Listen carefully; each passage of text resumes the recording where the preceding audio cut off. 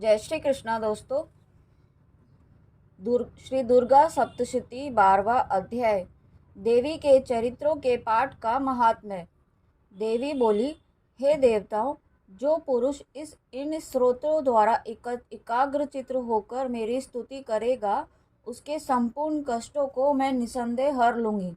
मधु कैटभ के नाश, महिषासुर के वध और शुंभ निशुंभ के वध की जो मनुष्य कथा कहेंगे, मेरे महात्म्य को अष्टमी, चतुर्दशी और नवमी के दिन एकाग्रचित मन से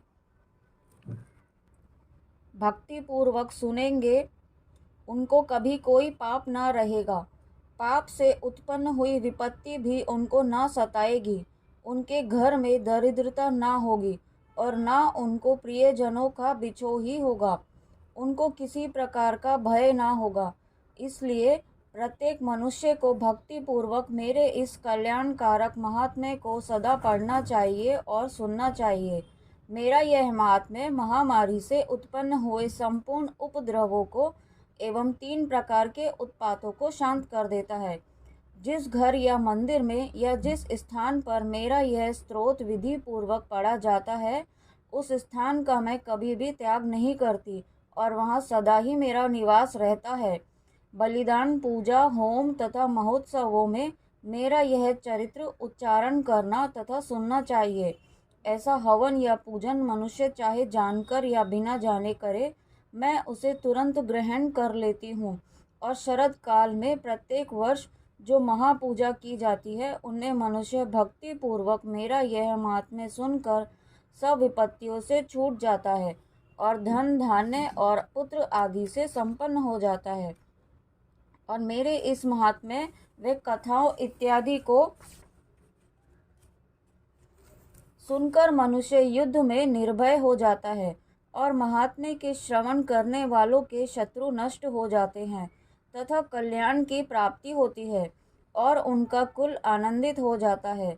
सब कष्ट शांत हो जाते हैं तथा भयंकर स्वप्न दिखाई देना और घरेलू दुख इत्यादि सब मिट जाते हैं। बाल ग्रहों में ग्रसित बालकों के लिए यह मेरा महात्म्य परम शांति को देने वाला है। मनुष्य में फूट पड़ने पर यह भली भांति मित्रता करवाने वाला है।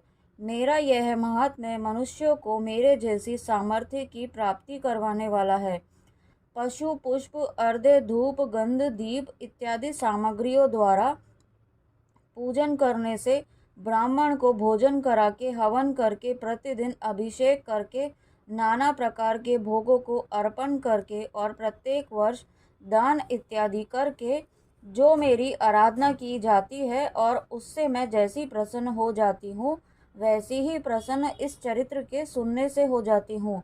यह महात्म्य श्रवण करने पर पापों को हर लेता है तथा आरोग्य प्रदान करता है। मेरे प्रादुर्भाव का कीर्तन दुष्ट प्राणियों से रक्षा करने वाला है, युद्ध में दुष्ट दैत्यों का संहार करने वाला है। इसको सुनने से मनुष्य को शत्रुओं का भय नहीं रहता।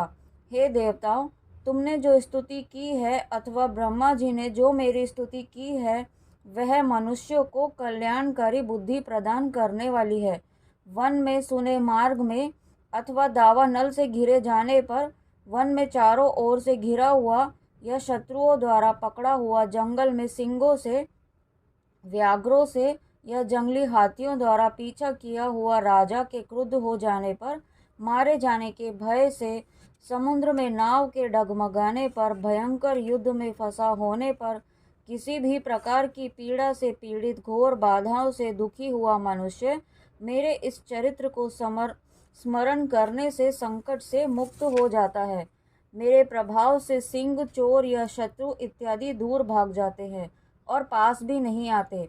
महर्षि ने कहा, प्रचंड पराक्रम वाली भगवती चंडिका यों कहने के पश्चात सब देवताओं के देखते ही देखते अंतर्धान हो गई और संपूर्ण देवता अपने शत्रु के मारे जाने पर पहले की तरह यज्ञ भाग का उपभोग करने लगे और उनको अपने अधिकार फिर से प्राप्त हो गए तथा युद्ध में देवताओं के शत्रुओं शुंभ व निशुंभ के देवी के हाथों मारे जाने पर बाकी बचे हुए राक्षस पाताल को चले गए।